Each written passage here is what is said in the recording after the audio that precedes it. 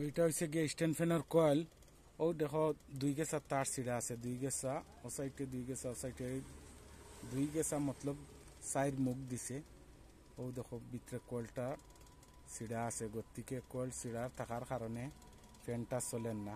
এই তার দুই গেছা জয়েন্ট দিলাইলে ফ্যানটা চলবো।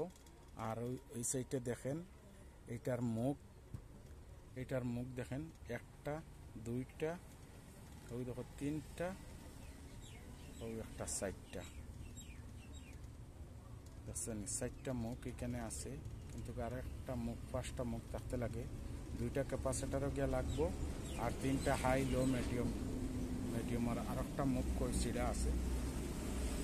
এটা টুকাইয়ে বার করতে লাগবো।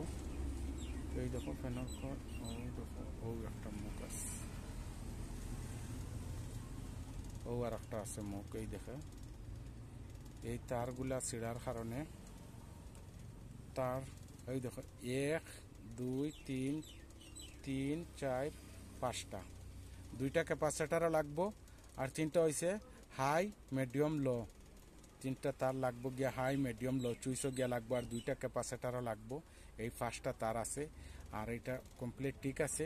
এই ভিতরের তারগুলা ছিঁড়ার কারণে এটা ছিঁড়িয়া গেছে। এই ভিতরে দুইটা তার ছিঁড়ার কারণে এই কয়েলটা মানে এখন ফ্যানটা চলেন না। এইটা দুইটা জয়েন্ট ডেলাইলে, জয়েন্ট দেওয়ার পরে এটা কেচিংয়ের ভিতরে ঢুকাইয়া এটা ফ্যান আবার ফিটিং করা হবে।